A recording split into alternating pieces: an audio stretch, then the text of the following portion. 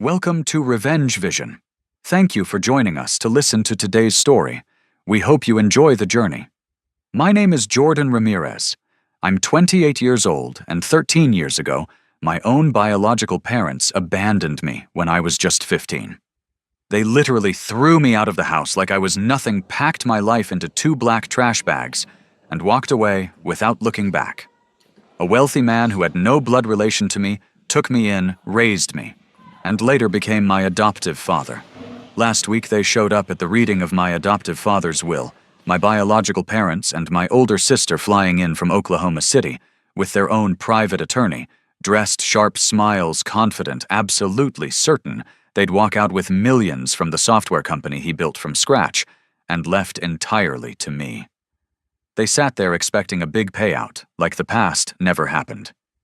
But when the attorney opened that sealed envelope and started reading, their faces changed. The room went dead silent. And when she reached the part about the legal documents, I had ready the ones proving they had voluntarily given up all rights to me years ago, everything fell apart. They thought they could just show up and claim what wasn't theirs. They were wrong. If you love stories about family betrayal, boundaries, and real justice, Served Cold, hit that like button and subscribe right now. Tell me in the comments, where are you watching from? And what time is it there?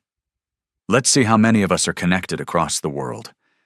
To understand why they showed up after all these years, I need to take you back to my teenage days in the suburbs of Oklahoma City, where I grew up in a middle-class family that felt the weight of money troubles more with every passing month. We lived in a modest ranch-style house on a quiet street, lined with similar homes, the kind of neighborhood where lawns got mowed every Saturday, and kids rode bikes until the streetlights came on. My father, Brian Ramirez, worked as an auto mechanic at a local garage downtown, coming home with grease-stained hands and the smell of oil clinging to his clothes. My mother, Patricia Ramirez, handled the checkout line at a big grocery chain, standing for 8-hour shifts, and dealing with customers who argued over coupons. Summers there were brutal temperatures, pushing 95 degrees or higher, thick humidity that made your shirt stick to your back the second you stepped outside, and sudden thunderstorms that rolled in without warning, lightning cracking across the sky while rain hammered the roof. School was a typical public high school, big enough that you could blend in if you wanted to, but sports ruled everything. Basketball was king, especially for girls on the varsity team. My older sister, Victoria Ramirez, 2 years ahead of me, was the star of that team. She had the height, the quick moves, and the kind of natural talent coaches noticed right away. Everyone said she looked like she belonged on a college court someday. For her 16th birthday, my parents threw a party with 20 kids from school, rented a bounce house, and bought a cake from the bakery downtown. When her varsity letter arrived, my mother framed it and hung it in the living room like a trophy. I was different. I didn't play sports. Instead, I spent hours in the garage with old computers and robotics kits I'd saved up for from birthday money and odd jobs. I loved taking things apart, figuring out how circuits worked, programming simple bots to move across the floor. When the acceptance email came for a 6-week summer STEM and robotics program at a state university campus, I couldn't believe it. Out of hundreds of applicants, they'd selected me. The scholarship covered everything: tuition, room, and board, even materials worth about $5,000. For the first time, I felt like something I did mattered. That evening at dinner, I showed them the letter. My mother skimmed it, then set it down. "That's nice," she said. "But Victoria's basketball camp starts the same month. It's 3 weeks in Texas, no scholarship, $800. We can't afford both." I stared at my plate. "This one is free. I earned it." She looked at me like I'd said something ridiculous. "Victoria needs this for her college applications. Coaches are watching. You can do something else next summer.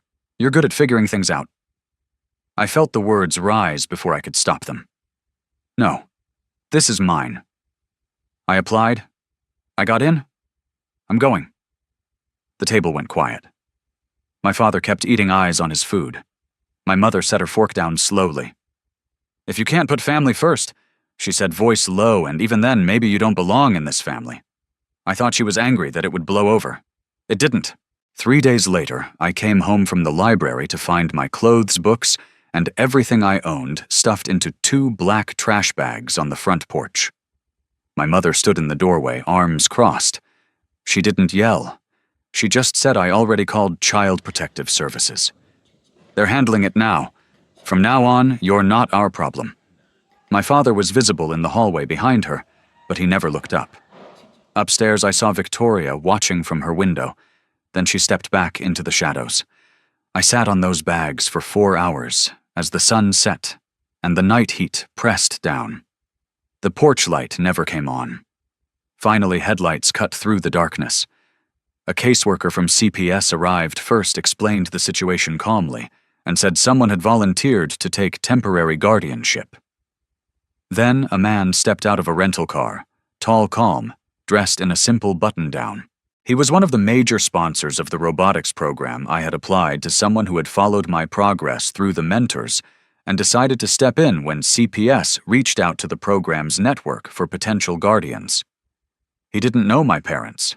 They didn't know him. There was no connection except the program that had brought my name to his attention. He simply believed I deserved better than being discarded. He loaded the bags into the trunk without a word at first. The caseworker confirmed the paperwork, and we left for the airport the next morning. The flight to Seattle took about 4 hours. I spent most of it staring out the window, trying to understand how a family could decide I was disposable. When the plane touched down in Seattle, I stepped into a world that felt like another planet, where the man who had taken me in believed in me more than anyone ever had. He was a man named Victor Thompson. No wife, no children of his own. Someone who had built a successful software company from the ground up in the heart of the city's tech scene. He drove me straight to his home in Ballard, a peaceful neighborhood tucked near the water with green parks, and the constant soft patter of rain on the windows during that autumn season. The house was comfortable, but not flashy, a 2-story place with big windows overlooking the lake, the kind of quiet spot where you could actually hear yourself think. For the first time in my life, I had a room that was entirely mine. No sharing, no rules about lights out or space. Victor made sure I had everything I needed: a new computer for my projects books on programming, even a small workbench in the basement so I could keep tinkering with robotics. He enrolled me in one of the better public high schools in the area, one with strong STEM programs and teachers who actually encouraged questions instead of shutting them down. I threw myself into it, joining the robotics club, competing in local competitions, and spending late nights coding. The change was immediate and profound. Back in Oklahoma City, I had always felt like the spare part in the family machine. Here, Victor treated every achievement like it mattered. When I brought home straight A's, he didn't just nod, he took me out for dinner and talked about what I wanted to do next. When I won a regional robotics contest, he framed the certificate and hung it next to his own business awards in the office. It wasn't lavish praise. It was steady, consistent belief that I was capable of more. I graduated high school at the top of my class and earned a full scholarship to the University of Washington, where I majored in computer science. Victor covered the rest books, housing anything extra without ever making me feel like I owed him. During college, I started interning at his company, starting with basic tasks like data entry and testing code, then moving into more complex projects as I proved myself.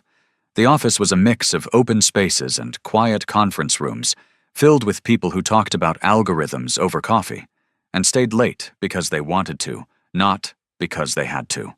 2 years after I arrived in Seattle, Victor completed the adoption process. We went to court together, signed the papers, and when the judge declared me his legal son, something shifted inside me. I started calling him Dad, not because I had to, but because it felt right. He never pushed for it. He just smiled when I said it the first time and told me he was proud to be my father. From that day on, he wasn't just the man who had taken me in. He was the father who chose me. The years that followed were about building something real. I finished college with honors, joined the company full-time, and worked my way up through the ranks. By the time I reached the position of CTO, the company had grown significantly from a small operation valued at a few $1 million to a solid player in the industry with a portfolio worth tens of millions. I oversaw product development, hired talented engineers, and helped expand into new markets. Victor trusted me with decisions that affected dozens of employees and millions in revenue, and I never took that trust for granted. Those years weren't without challenges. There were late nights debugging code, tough negotiations with clients, and moments when the pressure felt overwhelming. But Victor was always there, not hovering, but available. He'd sit with me over coffee and talk through problems, sharing stories from when he started the company with nothing but an idea and a second-hand computer. He taught me that success wasn't about being the smartest person in the room. It was about showing up every day and doing the work. Looking back, those first years in Seattle were when I finally learned what family could be. It wasn't about blood or obligation. It was about someone seeing your potential and choosing to stand by you while you grew into it. During the years I spent building my life in Seattle, contact from my biological family came in small, sporadic bursts, and none of it was ever about how I was doing. The first time they reached out was shortly after I had settled in. My mother called Victor's home phone late one evening, her voice tight with urgency. She explained that my father had lost his job at the garage, and times were hard. She asked if Victor could send a few $1,000s to help them get through the month. Victor listened politely, then told her he would not be sending money, and hung up. He came to me afterward and said simply, "They didn't ask about you once. Not how you're adjusting, not if you're safe. They just wanted cash." I nodded and went back to my homework. A couple of years later, a formal wedding invitation arrived in the mail for Victoria's wedding. It was printed on thick cardstock with gold lettering addressed to me at Victor's house, but there was no personal note. "No, we hope you're well, or wish you could be here. Just the date, time, and location in Oklahoma City." I set it on the kitchen counter and never responded. Victor saw it and asked if I wanted to go. I told him no, and he respected that without pushing. The third contact came much later when an article about Victor's company appeared in a business magazine. My mother sent an email with the subject line, "Checking in." The message was short. She mentioned seeing the expansion news, hoped I was doing well, and suggested we should catch up sometime. I read it twice, then deleted it, then deleted. There was no apology, no mention of the past, just a casual reach that felt more like curiosity than care. I never replied to any of it. Those messages felt like echoes from a life I had left behind, and I chose to keep the door closed. My focus stayed on the work in front of me, and the man who had given me a real home. Victor never pressured me to respond.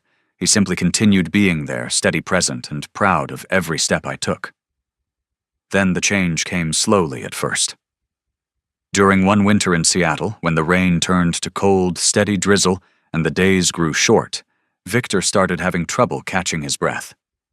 He would pause midway up the stairs, hand on the railing, and wave off my concern with a smile. But the episodes grew more frequent, shortness of breath, even when resting fatigue that no amount of sleep could fix. I insisted he see a doctor, and after a series of tests, the diagnosis came advanced congestive heart failure. The cardiologist was straightforward.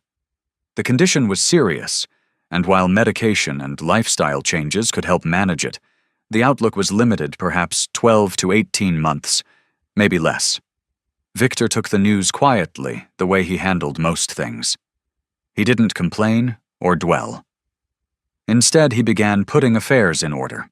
He met with his estate attorney several times, updating his will with clear instructions.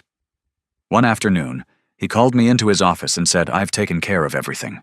You focus on the business. I've handled the rest." I sat with him through appointments, listened as he discussed treatment options, and watched the man who had changed my life slowly weaken. He never asked for pity. He just kept working as long as he could, delegating more to me and making sure the company would continue smoothly. In the quiet evenings, we talked about the future. Not his, but mine. He told me he had no regrets about bringing me into his life, that watching me grow into who I was had been the best part of his later years. When the end came, it was peaceful. He slipped away in his sleep at the hospital with me holding his hand. The room was quiet, except for the soft beep of machines winding down.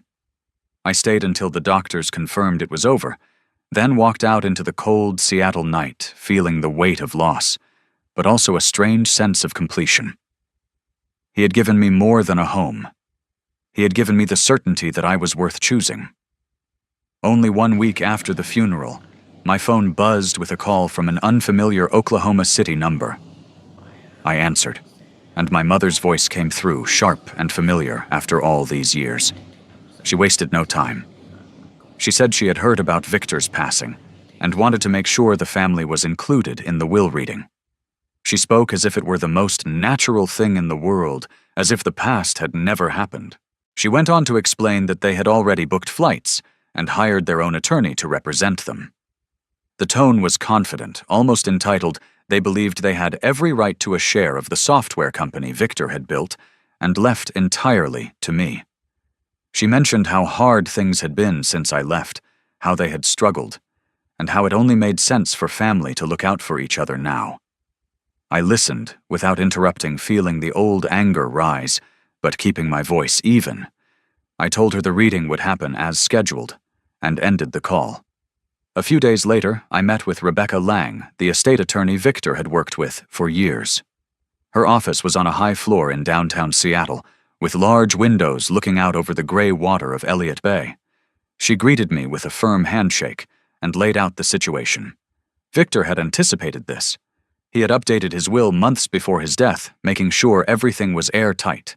Rebecca slid a folder across the desk and opened it to the key documents. The first was the voluntary relinquishment of parental rights from when I was 15, the paper my parents had signed giving up all legal claims to me and transferring temporary guardianship to Victor through the court system. The second was the final adoption decree from 2 years later, when the court officially made me Victor's son. Both were notarized, filed, and certified copies were already on record. Rebecca explained that these documents severed any legal standing my biological parents might have had. In the eyes of the law, they were no longer my parents, and I was no longer their child. That meant no automatic inheritance rights under intestacy laws or family claims.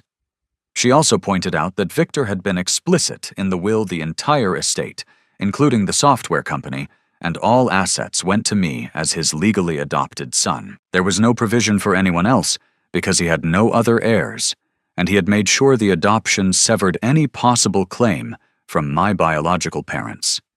The relinquishment papers were the key. By signing them, my parents had legally ended their parental rights, meaning they had no standing to inherit through me or challenge the will on family grounds. I asked about the possibility of a long court battle. She was honest. They could file a challenge claiming undue influence or lack of capacity, but the evidence was strong. Medical records from Victor's last years showed he was mentally sharp. Psychiatric evaluations confirmed it, and the adoption papers were ironclad. A fight would drag on for months, maybe a year or more, tying up assets and costing everyone legal fees. But she believed they would back down once they saw the full picture. I sat there for a moment, looking at the papers. Part of me wanted to end it quickly, to pay them something just to make them disappear. But Victor had trusted me to honor what he built, not to let guilt or pressure change it. He had chosen me when no one else would, and now it was my turn to choose what he stood for. I told Rebecca I wanted the reading to go forward exactly as planned, public, transparent, no deals. She nodded and said she would prepare everything. The next few days were tense. My phone rang a few more times from Oklahoma City numbers, but I let them go to voicemail. One message from my mother was longer, her voice softer now, saying she understood things had been difficult, but that blood was blood, and we could work it out. Another from my father asked if I would at least talk to them before the reading. I didn't respond. I spent the time reviewing the company reports, making sure operations were stable, and preparing myself for what was coming. Rebecca and I met one last time the day before the reading. She had copies of everything ready, including Victor's handwritten letter to me, that he had left sealed with instructions to read aloud if needed. She asked if I was sure about going through with it this way. I told her yes. Victor had planned for this moment, and I was going to respect that plan. As the date approached, I felt a strange calm. The people who had thrown me away were about to learn that their choices had consequences, and I was ready to face them. The will reading took place on a gray afternoon in Seattle, with a light rain tapping against the tall windows of Rebecca Lang's conference room, high above the city. I arrived early and took the seat at the center of the long table, the folder of documents in front of me. Around the room sat representatives from the company, a few key employees who had worked with Victor for years, and delegates from the charitable organizations he had supported quietly for decades. The space felt formal, but not cold, dark wood paneling, soft lighting, and the distant view of Puget Sound through the rain-streaked glass. At exactly 2 o'clock, the door opened. My biological parents walked in first, followed by my sister and their attorney. They had dressed for the occasion, my mother in a dark suit, my father in a pressed shirt and tie, my sister in something more casual but still neat. Their attorney carried a leather briefcase and wore the look of someone accustomed to winning arguments. They scanned the room, saw me at the head of the table, and moved to the seats along the side wall as Rebecca directed. My mother gave a small, practiced smile, as if this were a family gathering rather than a legal proceeding. Rebecca stood at the end of the table and began with the formalities. She introduced herself as the attorney who had prepared Victor's last will, and testament confirmed the date of execution, and noted the presence of witnesses and the notary. She opened the sealed envelope and started reading the preliminary sections. Victor's full name, his residence in Seattle, his declaration of sound mind. She mentioned the recent psychiatric evaluation that confirmed he was fully competent when he signed. Then she moved to the core provisions. She read that Victor had revoked all prior wills and that this document represented his final wishes. She listed the assets, the software company, with its current valuation in the tens of millions investment accounts, cash reserves, and personal property. The room stayed quiet, but I could feel the tension building as she approached the distribution clause.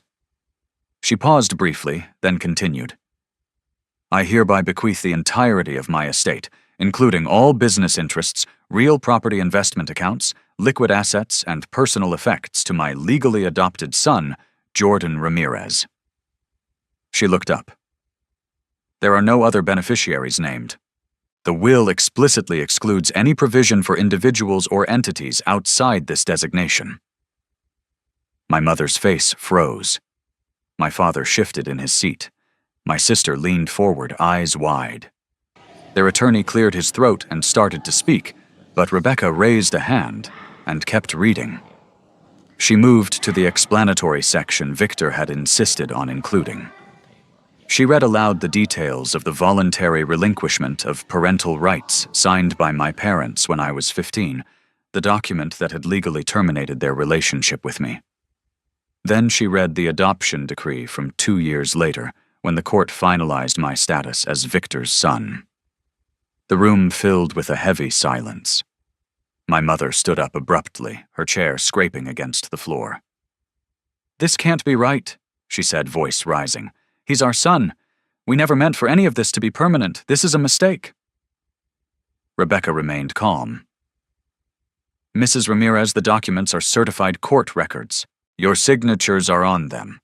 By signing, you gave up all parental rights and responsibilities. Legally, Jordan is not your son, and you have no standing to claim any part of this estate." Their attorney tried to intervene. "We have grounds to challenge this on the basis of undue influence and lack of testamentary capacity in Victor's final months. We can—" Rebecca cut him off gently.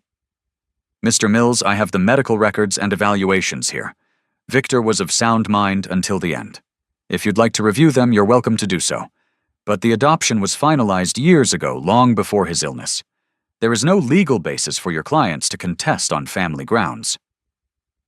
My mother pointed at me. "He manipulated Victor. He isolated him. This isn't fair." I met her eyes for the first time in years. "You made your choice when you put my things on the porch and signed those papers. You decided I wasn't your son anymore. Victor decided otherwise." Their attorney stood up, gathering his briefcase. "This is not what we were led to believe," he said quietly. All the paperwork is in order. We're done here. He walked out without another word, leaving my family standing there alone. My mother turned back to me, her voice cracking now. Jordan, please. We're still blood. We can fix this. I shook my head. You signed away that right. Victor gave me a family when you took it away. This is his decision, not mine. Rebecca handed me the sealed envelope containing Victor's handwritten letter. I opened it and read it aloud as he had instructed. Jordan, if this letter is being read, it means the people who gave you up have come looking for what they never earned. I'm sorry you have to face this, but I know you're strong enough. You came to me as a kid who had been thrown away, but you turned that pain into purpose. You didn't need saving, you saved yourself. I just gave you the space to do it. Everything you have now you earned through your own work and character. I'm leaving it all to you because you deserve it, and because I trust you to use it well. Don't let guilt bring them back in. You owe them nothing. You owe yourself everything. I love you, son. Forever your dad, Victor. The room was silent, except for the rain against the windows. My mother sat down heavily. My father stared at the floor. My sister looked like she wanted to speak but couldn't find the words. I folded the letter and looked at them. You chose to let me go. I chose to build a life without you. That's the end of it. Rebecca concluded the reading confirmed the legal requirements and told me the transfer process would begin the following week. As people started to leave, my family remained seated for a moment longer, then stood and walked out without another word. I stayed behind with Rebecca. She asked if I was okay. I told her I was. For the first time in a long time, I felt the chapter truly closed. After the will reading, I returned to my home in Ballard, where the rain fell as steadily as ever, but my mind felt lighter than it had in years. In the days that followed, I received one final email from my mother. The subject line read, "Please read this." The message was longer than I expected, filled with words about mistakes made in the heat of the moment, how overwhelmed they had been, and how blood should mean more than paperwork. She asked for a chance to talk, to explain, to somehow make things right. I read it once, then again, feeling nothing but a quiet clarity. I typed a short reply. I forgave you long ago for my own peace, not for yours. But I don't want any relationship. Please don't contact me again. I hit send, then blocked the address. I did the same with Victoria's number and any other lines they might use. The silence that came after was not angry, it was final. My biological family returned to Oklahoma City empty-handed. Without the inheritance they had counted on, their financial situation grew steadily worse. My father's job at the garage had been unstable for years, and the loss of potential funds meant they couldn't cover mounting bills or unexpected expenses. My mother continued working at the grocery store, but the strain showed in every attempt they made to reach out before I cut contact completely.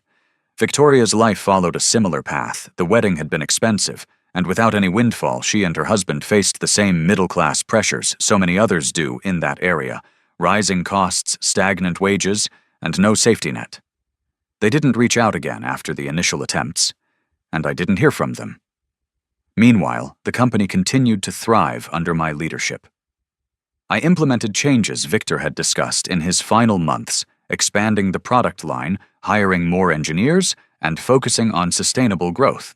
The valuation climbed steadily, not through risky moves, but through consistent execution. The team respected the direction, and the culture Victor had built remained intact. I made sure to honor his legacy by keeping the charitable commitments he had established, donating to organizations that supported STEM education for underserved kids.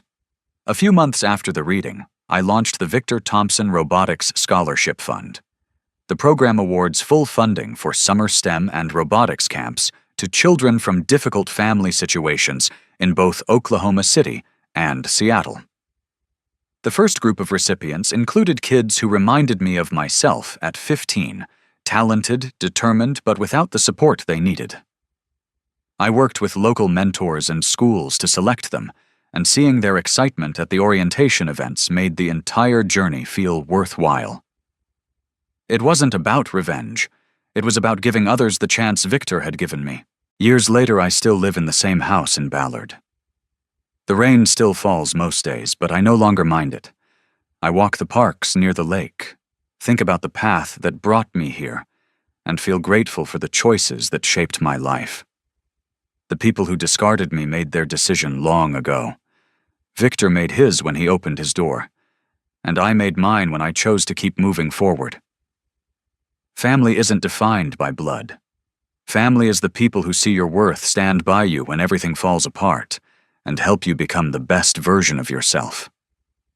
If you've ever had to draw hard lines with those who should have protected you, if you've ever rebuilt from nothing, or if you've ever found real family in unexpected places, know that you're not alone. Thank you for staying with me through this entire story. It means more than you know that you listened to the end. I'd love to hear your thoughts. Have you had to set boundaries with family? What did you learn from it?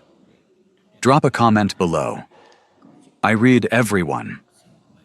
And if this resonated with you, share it with someone who might need to hear it.